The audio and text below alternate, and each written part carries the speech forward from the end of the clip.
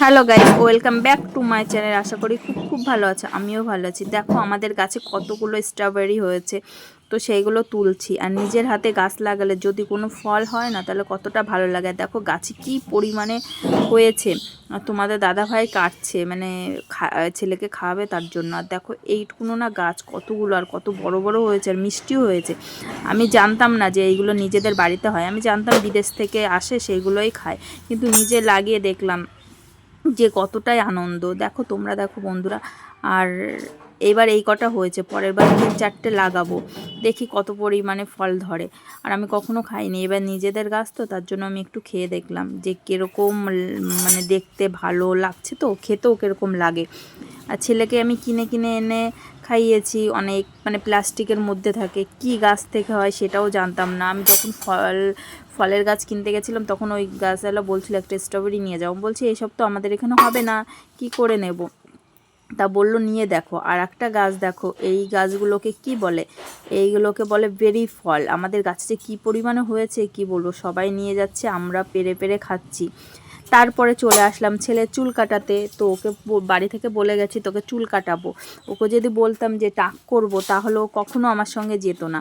কিন্তু এত পরিমাণে গরম পড়ে গেছে, কি বলবো, টাক না করালে ওর এত পরিমাণে ঠান্ডা লাগে যে ডাক্তার কাছে সপ্তাহে সপ্তাহে নিয়ে যেতে হয়। তার জন্য ভেবেছি টাকটা করিয়ে দিলে স্নান করার পর তো মাথা ভিজা থাকবে না, মানে কোনো অসুবিধাও হবে না, আর ঘামলেও চুলে জল বসে থাকবে না। সেই কারণে টাকটা করিয়ে নিয়ে এসেছি।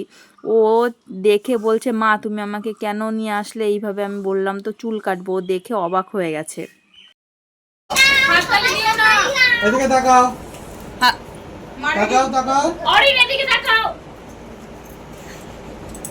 এটিকে এর উপরে দেবো?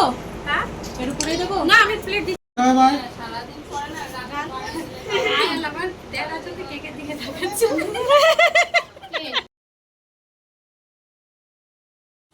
তারপরে ছেলের গানের ক্লাস থেকে চলে গেছিলাম বোনের বার্থডেতে।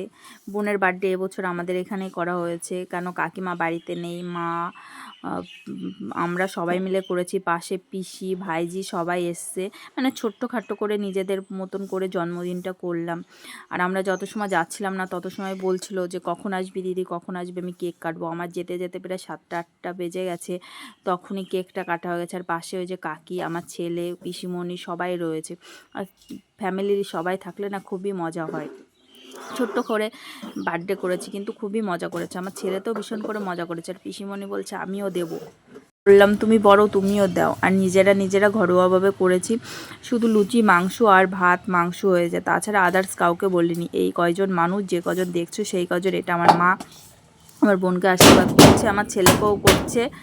আর পাশ থেকে দেখো আওয়াজ যাচ্ছে, সেটা আমার ছেলে মানে বোতল বাজাচ্ছে, ইগনোর করে চলো। ও যখনই আমি ভিডিও এডিট করতে বসি না কেন, ও সবসময় দুষ্টুমি করবে, মানে ও দুষ্টুমি ছাড়া কোনো কাজ নেই। আর চুপচাপ করে মাসির বার্থডে সেটা দেখছে, যে আমার বার্থডেও তো কদিন পরে। আমাকে বলছিল মা আমারও কিন্তু বার্থডে করতে হবে। তো আমি বললাম প্রতি বছরই তো তোমার বার্থডে করা হয় পাপা, এই বছরও করবো। এখানে দেখো কাকা ভাই সবাই দাঁড়িয়ে আছে, সবাই মিলে একটু মজা করলাম। বাইরে ছোট্ট করে অনুষ্ঠান করা হলো। তো তোমাদের কেমন লাগলো বলো?